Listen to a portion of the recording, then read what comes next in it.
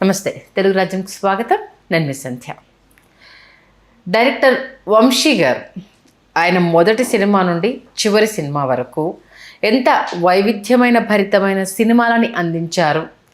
కొన్ని ఎలాంటి ఘన విజయాలను సాధించాయి, కొన్ని బాగున్నా సరే జనాలకి ఎక్కకుండా ఆ తర్వాత టీవీలోకి వచ్చాక అది ఏ రకంగా రూపాంతరం చెందింది అనేవి కోకొల్లలుగా ఉన్నాయి. ఈ నేపథ్యంలో మహర్షి సినిమా ఆయన కెరీర్లో చాలా ప్రత్యేకమైన సినిమా అనేసి ఆయన చెప్పినా అప్పుడు అది సోసోగా ఆడింది అన్న విషయం చాలా తక్కువ మందికి తెలుసు. బట్ ఇప్పుడు అదొక కల్ట్ క్లాసిక్గా మాత్రం మిగిలిపోయింది అన్నది సినిమాను అభిమానించే ప్రతి ప్రేక్షకుడు ఒప్పుకునే విషయం. ఈ నేపథ్యంలో మహర్షి సినిమా వచ్చి 40 ఏళ్ళు పూర్తి చేసుకున్న సందర్భంగా అప్పటి ఆ ప్రేమ కథను, ఒక ప్రేమికుడి వ్యథను ఇంత వినూత్నంగా కూడా చూపించచ్చా అన్న ఆలోచన అనేది వంశీ గారికి ఎలా వచ్చింది, ఆ సినిమా సోసోగా ఆడడానికి ప్రధాన కారణం ఏంటి తెలుసుకునే ప్రయత్నం చేద్దాం.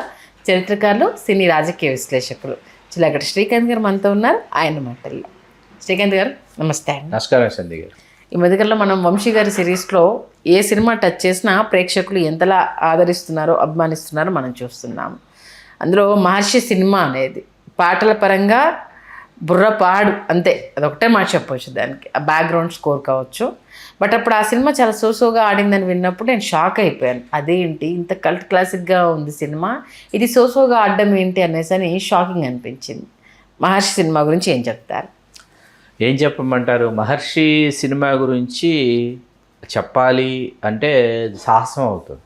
మహర్షి సినిమా గురించి చెప్పడం అంటే, మహర్షి సినిమా ప్రారంభానికి ముందు ఈయన లాయర్ సుహాసిని అని ఒక సినిమా చేస్తున్నారు సుహాసిని గారితో.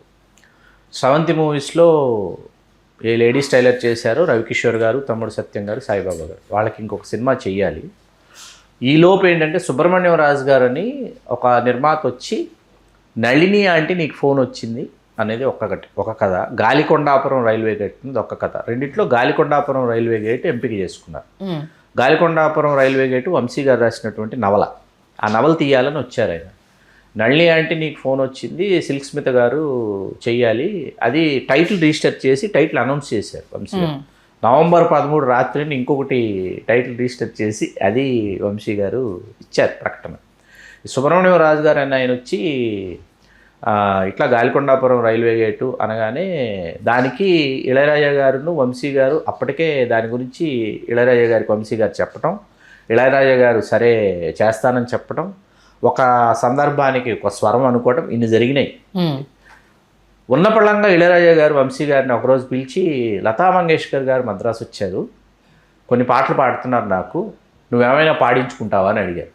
అడిగితే నాకు ఇట్లా గాలికొండాపురం రైల్వే గేటుకు పాట కావాలి కదా అంటే సరే అని అప్పటికప్పుడు పాట లతా మంగేష్కర్ గారి చేత పాడించడం జరిగింది. ఆవిడ ఇళయరాజా గారి ఇంటికి, ఆవిడకి ఇంకొక ఆశా భోన్స్లే గారు కాకుండా ఉషా గారిని ఇంకొక సిస్టర్ ఉన్నారు. ఇళయరాజా గారు లతా మంగేష్కర్ గారు వచ్చి పాడుతున్నారు, వాళ్ళ ఇంటికి భోజనానికి తీసుకెళ్ళారు. వెళ్తే భోజనం చేస్తున్న వీళ్ళిద్దరూ, లతా మంగేష్కర్ గారు, ఉషా మంగేష్కర్ గారు ఇద్దరు అసలు భోజనం సంతృప్తిగా చేయకుండా గోడ మీద ఉన్నటువంటి ఇళయరాజా గారు పెయింటింగ్గా చూస్తున్నారంట. వస్తే ఎవరండి ఈ పెయింటింగ్ వేసిందని అంటే, ఎవరు గీశారని నాకు తెలియదండి, కానీ నాకు దీన్ని తీసుకొచ్చి బహుకరించింది మాత్రం ఇందాక మీరు పాటలు పాడారు కదా, ఏ సినిమాకైతే పాడారో ఆ వంశీయే అండి, ఆ వంశీయే నాకు గీయించి ఇచ్చాడు ఈ పెయింటింగ్ అన్నారు. అని వెంటనే ఇళయరాజా గారు వంశీ గారిని పిలిపించి ఎవర్రా గీసింది ఇది అన్నారు. సురేష్ కడలి గారిని, అద్భుతమైనటువంటి పబ్లిసిటీ డిజైనర్ అండి. ఇవాళ వంశీ గారి కథలన్నిటికీ కూడా, బాపు గారి తర్వాత ఇవాళ వంశీ గారి కథలన్నిటికీ కూడా అజరామరమైనటువంటి బొమ్మలు సురేష్ కడలి గారు గీస్తున్నారు. మా చిన్నతనంలో ఈశ్వర్ గారు, గంగాధర్ గారి తర్వాత మేము అమితంగా ఆసక్తికరంగా, అత్యంత ఆశ్చర్యంతో మేము చూసింది ఈ సురేష్ కడలి గారి పబ్లిసిటీ డిజైన్స్ అన్నమాట. సినిమా వాల్ పోస్టర్స్కి ఆయన, ఎల్ భాస్కర్ గారు వీళ్ళు చేసేటటువంటి. వెంటనే వెళ్ళే లోపు లతా మంగేష్కర్ గారు మద్రాసు విడిచి ముంబై వెళ్ళే లోపు సురేష్ కడలి గారి చేత వంశీ గారు అద్భుతమైన లతా మంగేష్కర్ గారి పెయింటింగ్ గీయించి ఆవిడకి పంపించారు. వెళ్ళిన తర్వాత లతా మంగేష్కర్ గారు చాలా పెద్ద లెటర్ రాశారంట, చాలా బాగుంది పెయింటింగ్, థ్యాంక్స్ మీ హాస్పిటాలిటీకి అది ఇది. ఆ లెటర్ వంశీ గారు వెళ్ళి సురేష్ కడలి గారికి ఇచ్చారంట. నీ ఘనత నీదయ్యా, నాది కాదు, నువ్వు కదా గీసావు అని చెప్పేసి. ఈలోపు వీళ్ళు స్రవంతి మూవీస్కి చెయ్యాలి.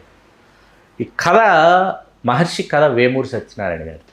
ఓకే. ఏ వంశీ గారిని అయితే మంచు పల్లకితో దర్శకుడిగా తీర్చిదిద్దారో ఆ వేమూరి సత్యనారాయణ గారు కథ సిటీ కిల్లర్ అని దాని క్లైమాక్స్ తీసుకుని ఆయన హాలీవుడ్ ఫిల్ము. ఆ క్లైమాక్స్లో హీరో క్యారెక్టరేషన్ని తీసుకుని ఆయన ఆ పాత్రని తయారు చేశారు.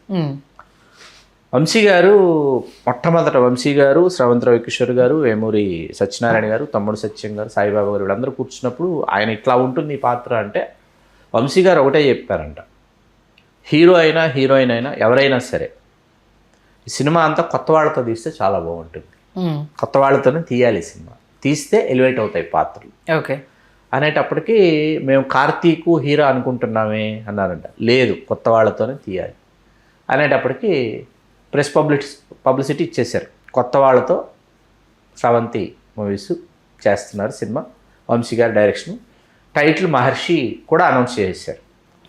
చేసేసిన తర్వాత ఏంటంటే ఇంకా అక్కడి నుంచి ఏంటంటే తనికెళ్ళ భరణి గారిని కూర్చోబెట్టుకొని వంశీ గారు ఏం చేయాలి, ఏ సన్నివేశం ఎలా చేస్తున్నాం, ఆ పాత్ర ఎట్లా ప్రవర్తిస్తుంది, ఎట్లా ఆ పాత్ర అసలు దాని ప్రభావం ఎంత ఉంటుందని చెప్పి మాట్లాడుకోవటం మొదలుపెట్టిన తర్వాత హీరోయిన్కి సుచిత్ర అని పేరు పెట్టారు.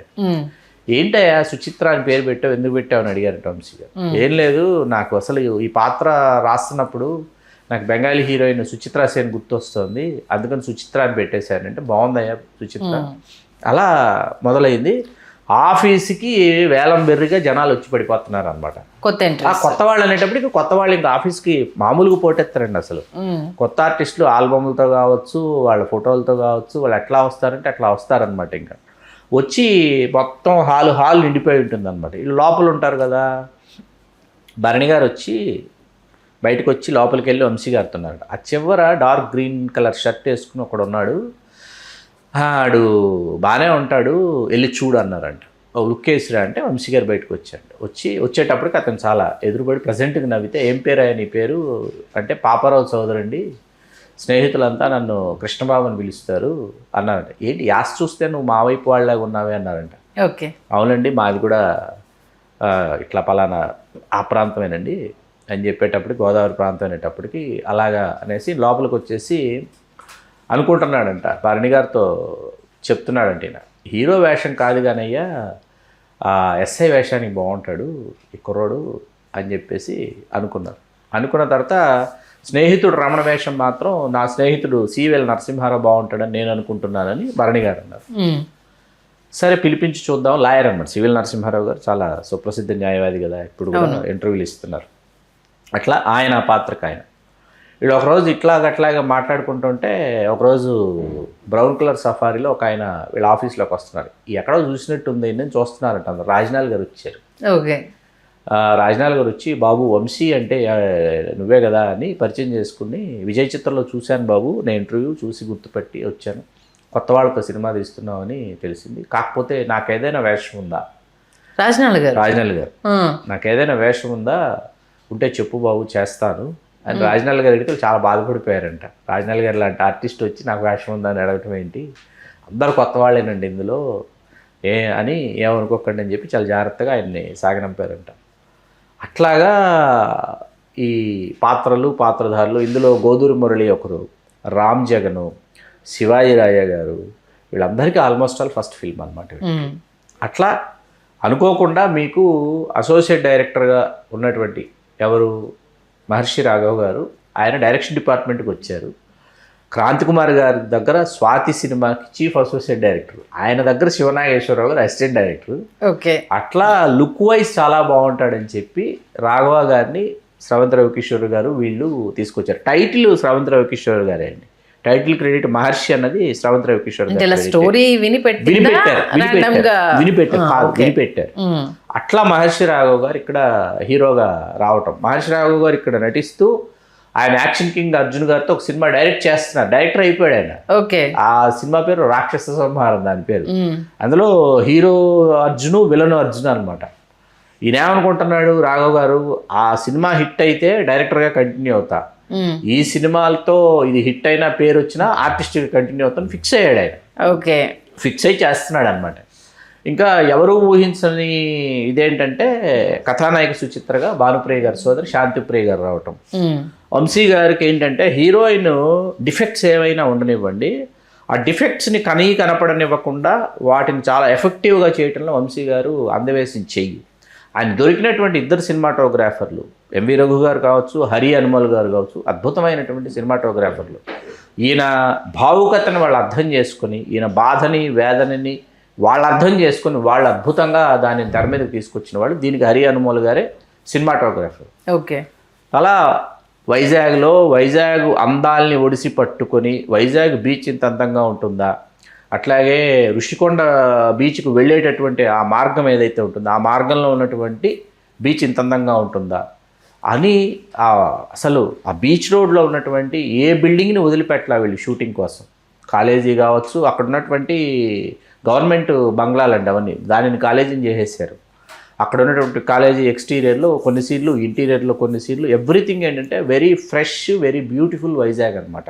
అంటే చాలా స్వచ్ఛంగా ఉన్నటువంటి ఒక వైజాగ్ని తెర మీదకి తీసుకొచ్చినటువంటి విధానం అద్భుతం అనమాట. అసలు మీకు ఈ సినిమాలో అండి మనకి వెన్నెలకంటి గారు, బాలసుబ్రహ్మణ్యం గారు వెన్నెలకంటి గారు పాటలు రాసిన మొదటి సినిమా మహర్షి. బాలసుబ్రహ్మణ్యం గారు చెప్పారు, మా నెల్లూరు కుర్రోడు వచ్చాడయ్యా, అప్పుడు బాగా రాస్తున్నాడు వంశీ, ఒక్కసారి ఒక్క అవకాశం ఇస్తే నిలబడిపోతాడయ్యి, ఆలోచించి అన్నారంట. ఈయన అప్పటికే నాయని కృష్ణమూర్తి గారికి మాట ఇచ్చున్నారు. నాయని కృష్ణమూర్తి గారిని గురువుగా భావిస్తాడు వంశీ గారు.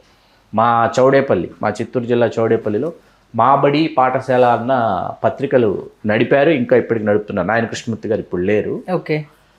నాయని కృష్ణమూర్తి గారు గురించి ఇక్కడ మనం మాట్లాడుకోవాలి. మీ అందరికీ నచ్చినటువంటి సుమం ప్రతి సుమం పాట రాసింది నాయని కృష్ణమూర్తి గారు. ఓకే.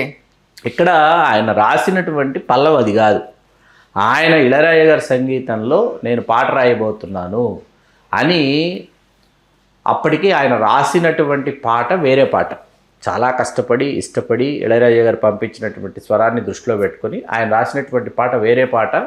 ఆ పాట రికార్డింగ్కి ఇవ్వాలి, బాలసుబ్రహ్మణ్యం గారు వచ్చేసారు పాడటానికి, ఇళయరాజా గారు వచ్చేసారు. ఇళయరాజా గారు వచ్చి వంశీ గారితో చెప్పారంట, ఒరే మొన్న ఇచ్చిన ట్యూన్కి ఆ పాట అది ఎందుకో నాకు కూర్చోట్లేదురా, వేరే ట్యూన్ ఇస్తా, ఎక్కడున్నాడు లిరిక్ రైటర్ అన్నాడు. ఇక్కడే ఉన్నాడండి బయట, అతని పాట మీ సంగీత దర్శకత్వంలో రికార్డు కాబోతుందని ఆనందంలో అయిపోయి బయట చెట్టు కింద ఉన్నాడు రికార్డింగ్ థియేటర్.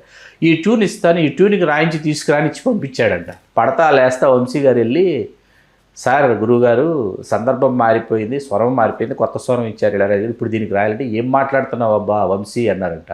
రికార్డింగ్ ఎంతసేపట్లో? గంట సేపట్లో సార్ రికార్డింగ్, గంట సేపట్లో మీరు పాట రాయాలి, బాలుగారు బయలుదేరారా అన్నారంట.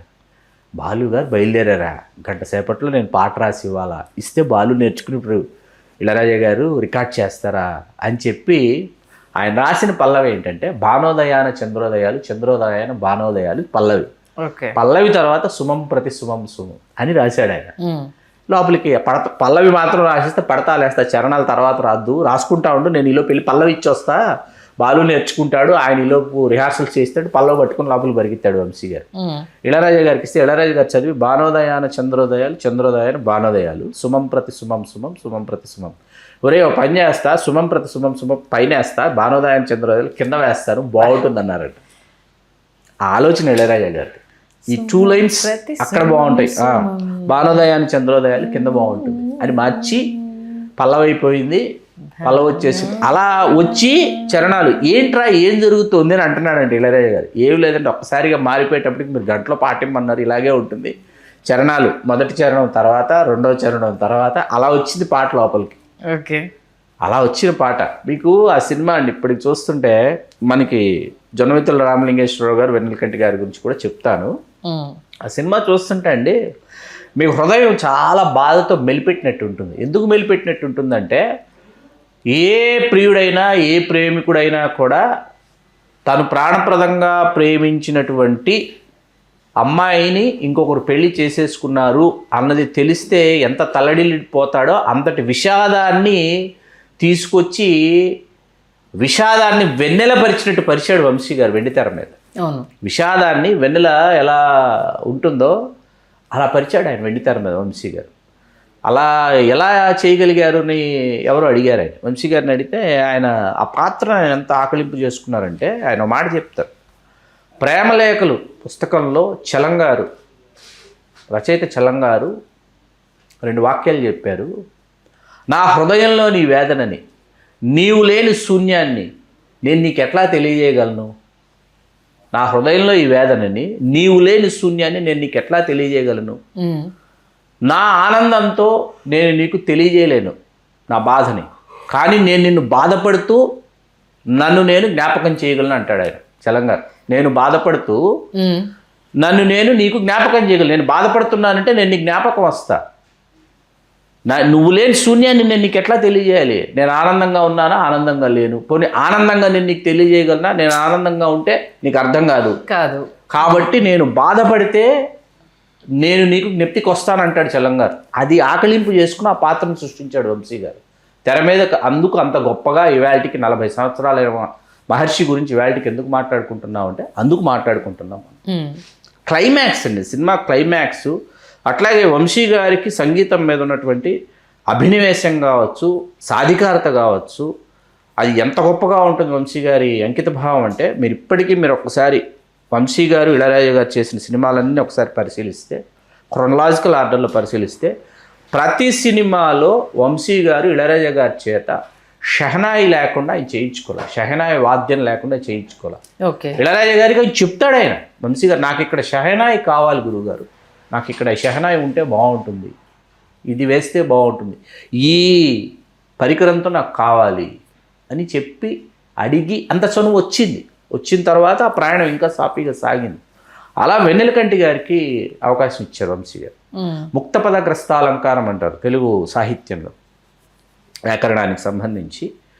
ఆ ముక్తపదగ్రస్తాలంకారంలో మాట రాని మౌనమిది, మౌన వీణ గానమిది, గానమిది నా ప్రాణమిది, మాట రాని మౌనమిది, మౌనమిది మౌనమిదితో మొదలైంది.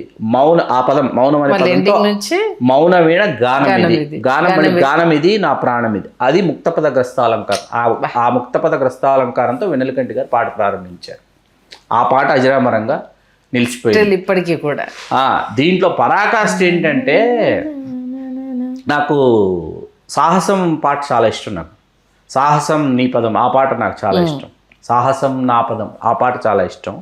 తర్వాత మీకు జొన్నవితుల రామలింగేశ్వరరావు గారు సంస్కృతంలో డిస్కో రాయటం, ప్రేయసి గ్లౌభా, అది సాంస్క్రిట్ డిస్కో అనమాట. అది సాంస్క్రిట్ డిస్కో. అది ఆయన 2 పాటలు రాశారు జొన్నవితుల రామలింగేశ్వర గారు. ఇట్లా నాయన కృష్ణమూర్తి గారు, జొన్నవితుల రామలింగేశ్వర గారు, వెన్నెలకంటి గారు, ఈ కొత్త రచయితలు, ఈ కొత్త వాళ్ళతోనే కాకుండా కొత్త వాళ్ళతో ఇళయరాజా గారితో కలిసి కొత్త వాళ్ళు చెయ్యటం, అలా ఈ దృశ్యకావ్యం దృశ్యమానం అయిపోయిందనమాట.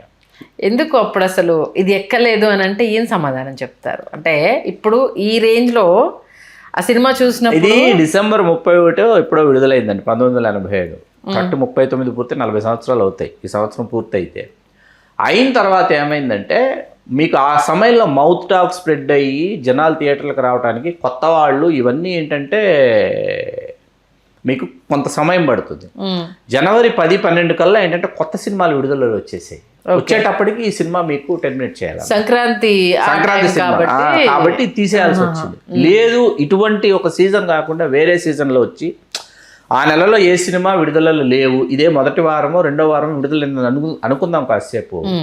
ఆ మౌత్ టాక్ స్ప్రెడ్ అయ్యి పాటలు జనాలకి ఎక్కి థియేటర్లకు వెళ్ళాలనుకునేటప్పటికి ఏంటంటే స్టడీ అయిపోయింది సినిమా. అది జరగల. మీకు ఆ పాపారావు చౌదరి కృష్ణ భగవాన్ అది అడగలేదు. అది నాకు ఐడియా ఉంది. కృష్ణ భగవాన్ గారు అనేది నాకు ఐడియా ఉంది. ఆయన ఫస్ట్ తీసిన సినిమాలు మన క్యారెక్టర్స్ వంశీ గారు అనేది తెలిసి ఏప్రిల్ 1 విడుదలలో వంశీ గారు ఆస్థాన రచయిత అయిపోయారు. ఆస్థాన రచయిత మామూలు ఆస్థాన రచయిత కాదు, గోదావరి జిల్లాలో ఉన్న వెటకారం అంతా కూడా ఆయనలోనే ఉంటుంది. ఇప్పటికి అలాగే ఉంది. ఆ వెటకారం అసలు ఎక్కడికి పోలేదు. అలా ఇంతమందిని మహర్షి గారు ఆ తర్వాత గోగినేని రాఘవ ఆయన పేరు, ఆయన రాఘవ అనే పేరే తీసేసుకుని మహర్షి గోగినేని రాఘవ లేదు ఇంకా, మహర్షి రాఘవ వేశారు. కానీ ఆ తర్వాత యాజ్ పర్ రిజిస్టర్ ఆయన రాఘవ తీసేసి మహర్షి పెట్టుకున్నాడు. ఆయన పెట్టుకుని మేము ఫిలింనగర్ కల్చరల్ సెంటర్లో పరిచయాలు అయిన తర్వాత మహర్షి గారు నేను పరిచయాలు అయ్యి కొంత ప్రయాణం ఈవెంట్స్కి సంబంధించి చేస్తున్నప్పుడు ఏంటంటే నేను అలా చూస్తుండేవాడిని అనమాట. ఏంటి బ్రదరు అలా చూస్తున్నవాడు అంటే నాకు ఇప్పటికి అర్థం కాదు, ఆ మహర్షి ఒక్కరైనా. నాకు వెరీ సింపుల్ అండి, very simple, very humble, very friendly అనమాట. అసలు మళ్ళీ ఇంకొకటి ఏంటంటే ఈ మధ్యకాలంలో 100 times బ్లడ్ డొనేట్ చేసిన అవునండి. మెంబర్గా చిరంజీవి గారితో చాలా అప్రిషియేషన్స్ కూడా తీసుకున్నారు ఆయన. కానీ ఎందుకు ఆయన తర్వాత హీరోగా అంత మంచి పడింది యాక్టింగ్ పరంగా. అసలు సుచిత్ర నాకు లేదు, సుచిత్రకు పెళ్ళైపోయింది అని చెప్పినప్పుడు ఆ బీచ్లోకి వెళ్ళేసి ఇసుకలో అసలు ఆయన యాక్టింగ్ చూసినప్పుడు ఏం చేశాడా నిజంగా. ఎందుకంటే ఈమె లేదు అని చెప్పినప్పుడు తను తట్టుకోలేకపోవడం అనేది ఈవెన్ ఫ్రెండ్గా నరసింహారావు గారు సివిల్ నరసింహారావు నీ కోసం సుచిత్రను తీసుకొచ్చేసి పెట్టేనిస్తాను అని అన్నప్పుడు ఒక ఫ్రెండ్ మొత్తానికి ఏంటంటేనండి 2 చాలా అద్భుతమైన సీన్స్ అండి. ఒకటి కాలేజీకి మొత్తం హాలిడే ఇచ్చేసి సుచిత్రని ల్యాబ్లోకి మహర్షి రప్పించే సన్నివేశం ఒకటి, అది అద్భుతమైన సన్నివేశం ఫస్ట్ హాఫ్లో. సెకండ్ హాఫ్కి వచ్చేటప్పటికి ఏంటంటే డాక్టర్ చెప్తాడు, ఇది మహర్షి మామూలు మనిషి కావాలంటే ఆవిడ సాంగత్యం ఉండాలి, సహచర్యం ఉండాలంటే అసలు కృష్ణ భగవాన్ గారు ఆవిడ తీసుకొచ్చి ఒప్పుకొని ఆవిడ గదిలో ఉంటే సివిల్ నరసింహారావు వచ్చి చెప్తే లాగిపెట్టి కొడతాడు సివిల్ నరసింహారావు అని, ఇది మహర్షి. అది అద్భుతమైన అది. మళ్ళీ అక్కడ మళ్ళా కృష్ణ భగవాన్ గారు ఆ తర్వాత ఇంటికి తనను ఆహ్వానించి మహర్షిని ఆహ్వానించి సుచిత్ర సాహచర్యంలో సాంగత్యంలో అసలు అక్కడ తను ఆ సన్నిహితంగా మెలిగేటటువంటి ఒక వాతావరణాన్ని ఒక భర్త పాత్ర చాలా గొప్ప పాత్ర అది. ఆ తర్వాత ఇదే నిన్ను కోరి సినిమాకి ఇదే స్ఫూర్తి. అవును, అందుకే మీకు చెప్పాను, ఒక స్నేహితుడు కోసం ఏం చేయడానికైనా అంటే ఏమీ లేని టైంలో తన హక్కును చేర్చుకున్నాడు, నన్ను వాడితో ఈక్వల్గా ఫ్యామిలీ అంతా చూసింది అన్నప్పుడు నా స్నేహితుడు ముఖ్యం అనుకున్నప్పుడు నేను ఎవరినన్నా పనంగా పెట్టేస్తానన్న ఆ క్యారెక్టరు. ఒక మనిషిని అర్థం చేసుకుంటే భర్త పొజిషన్లో ఉన్నా ఎక్కడ ఉన్నా ఒక మనిషికి మనం ప్రాణం పోయగలుగుతాము, మామూలు మనిషిని తీసుకురాగలుగుతామని ఒక స్నేహితుడి ఆవేదన అర్థం చేసుకొని కృష్ణ భగవాన్ గారి క్యారెక్టర్ అనేది. దానికి సుచిత్రగా అంటే భర్త ఉండంగా నన్ను ఇష్టపడేవాడితో నేను మెదలాలి అన్నప్పుడు తను సతమతం అయిపోయే విధానం కావచ్చు. ఒక్కటేం చెప్పుకుంటూ పోతే అంటే ఇంకోటి ఏంటంటే మన లవ్ని కరెక్ట్గా కన్వే చేయకపోతే ఆడదానికి ఇష్టం లేకుండా మనం ఏమీ చేయలేము అన్న ఆ మెసేజ్ కావచ్చు. చాలా ఉన్నాయి సార్ అక్కడ పాత్రలోని గొప్పతనం ఏంటంటే అండి, సుచిత్రకు అర్థం కాదు మహర్షి నిజంగా మారిపోయాడు, తన కోసం పాదాక్రాంతం అవ్వాలనుకుంటున్నాడు అనే విషయం సుచిత్రకు అర్థం కాదు, ప్రేక్షకులకు అర్థమవుతుంది. అది చాలా అద్భుతమైనటువంటి విషయం. అక్కడ వంశీ గారు దాన్ని తెర మీదకి తీసుకొచ్చిన విధానం ఏంటంటే ప్రేక్షకుడికి మహర్షి పాత్ర మీద సానుభూతి పెరుగుతుంది. అవును అతను నిజంగా మారిపోయాడు, సుచిత్ర ఏంటి అతన్ని వద్దనుకుంటోంది అని చెప్పేసి అస్సలు అక్కడ అది ప్రేక్షకులకి ఏంటంటే ప్రేక్షకుల వేదనంతా మహర్షి వేదనను ప్రేక్షకులు అనుభవిస్తారు. ప్రేక్షకుడు అనుభవించేలాగా చేయడమే దర్శకుడు విజయ రహస్యం. వీళ్ళు పోటెత్తినప్పుడు జనాలందరూ పోటెత్తారు కదా ఏది ఆఫీస్కి, సన్నగా తెల్లగా ఒక కుర్రాడు చాలా బాగున్నాడంట.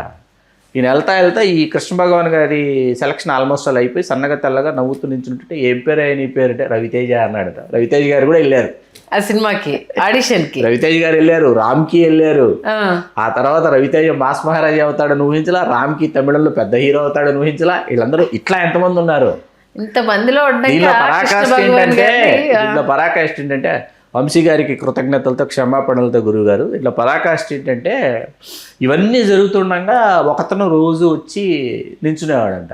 ఏంటయ్యా వేషాల కోసం అంటే, కాదండి మేము మీ తాలూకానేనండి, మీ వైపు నుంచి వచ్చామండి, మా తాలూకా వాళ్ళ అమ్మాయి ఉందండి, చాలా బాగుంటుందండి, హీరోయిన్ వేషం ఏమైనా ఇస్తారేమో అని చూద్దాంలే అన్నాడంట. రోజు వచ్చి నించుంటున్నారంట. సరే ఒకరోజు ఈయన ఏదో మూడ్లో ఉన్నాడు. ఈయన ఏంటయ్యా అంటే ఇట్లా రాజారాం డైరెక్టర్స్ కాలనీలో ఉన్నానండి ఇల్లు, మీరు వస్తే చూద్దురండి అన్నాడంట. సరే పద అన్నాడంట. కారు రెడీగా ఉండేదంట ఎప్పుడు, ఆ కారుకి వెళ్ళాడంట. వెళ్ళిన తర్వాత హాల్లో 2 ఆడవాళ్ళు ఉన్నారంట. ఇంట్లోకి వెళ్ళిన తర్వాత లోపల ఉందండి గదిలో వెళ్ళండి అన్నాడంట. లోపలికి వెళ్ళిన తర్వాత చల్లగా ఏసీ గాలి వీస్తుంది. వీళ్ళు బయట నుంచి తలిపేసారంట. లోపల వచ్చి అమ్మాయి నిజంగా అప్సరస్లాగా చాలా అందంగా చాలా బాగుందంట అమ్మాయి. వెంటనే అమ్మాయి వ్యవస్థ అయిపోయిందంట. ఆయన చూసి వెంటనే వ్యవస్థ అయిపోయింది ఆ అమ్మాయి. ఈయనకు అర్థం అవ్వాలి, ఎందుకు ఇలా వ్యవస్థ అయ్యావు నువ్వు అన్నాడు. అదేనండి ఇలా అవ్వాలంటే, ఇలా కావాలి అవకాశాలంటే ఇలా చెయ్యాలంటే కదా ఇక్కడ అంది. ఓకే ముందు నువ్వు బట్టలు తొడుక్కొని రా అన్నాడంట. తొడుక్కుని వచ్చిన తర్వాత చెప్పాడంట వంశీ గారు, ఏ మగాడైనా ఒక ఆడదాని బట్టలు మగాడు విప్పాలి, ఆడది విప్పి నించోకూడదు మగవాడి ముందు. నిన్నెవరో రాంగ్ రూట్లో రాంగ్ డైరెక్షన్ ఇచ్చారు నీకు, ఇలాంటి పద్ధతులు ఇక్కడ ఉంటాయని నువ్వు విన్నావా, అలాంటి బాపతి జనం ఉన్నారు లేరని నేను చెప్పను, కానీ నేను అది కాదు, వేరే నీకు అవకాశం ఇవ్వాలా వద్దా, నీలో ప్రతిభ ఉందా లేదా నేను ఆలోచించి ఆనగా చెప్తానని గదిలోంచి బయటకు వచ్చేసి అక్కడి నుంచి నడుచుకుంటూ హాలీవుడ్ హోటల్ అని ఉంటుంది, ఈయనకి టీ తాగాలన్నా లేకపోతే బయట పాను తినాలన్నా అక్కడికే వెళ్తాడు. ఆ పాన్లు కట్టే భాష అని ఒకడు ఉంటాడండి, ఈయన డైరెక్టర్ అవుతాడని వంశీ గారి డైరెక్టర్ అవ్వకముందే ఎన్నోసార్లు చెప్పింది ఆ భాష అనేవాడు అనమాట ఆయన. ఓకే, మొత్తానికి ఇప్పుడు రీ రిలీజ్ కల్చర్ నడుస్తుంది కాబట్టి ఎందుకు మహర్షి సినిమాను రీ రిలీజ్ చేయాలన్న ఆలోచన వంశీ గారికి రావట్లేదు, ఆ ప్రొడ్యూసర్స్కి రావట్లేదు? రవికిషోర్ గారు నిర్ణయించుకోవాలండి. పాపం వంశీ గారు ఏం చేస్తారు చెప్పండి. అంటే ఇక్కడ మనకి ఇప్పుడు యూట్యూబ్ వచ్చేసి మనకంతా ఇదైంది, కానీ ఇప్పుడు చెప్తాను, రవికిషోర్ గారు వాళ్ళు వంశీ గారు వాళ్ళందరూ వింటారు.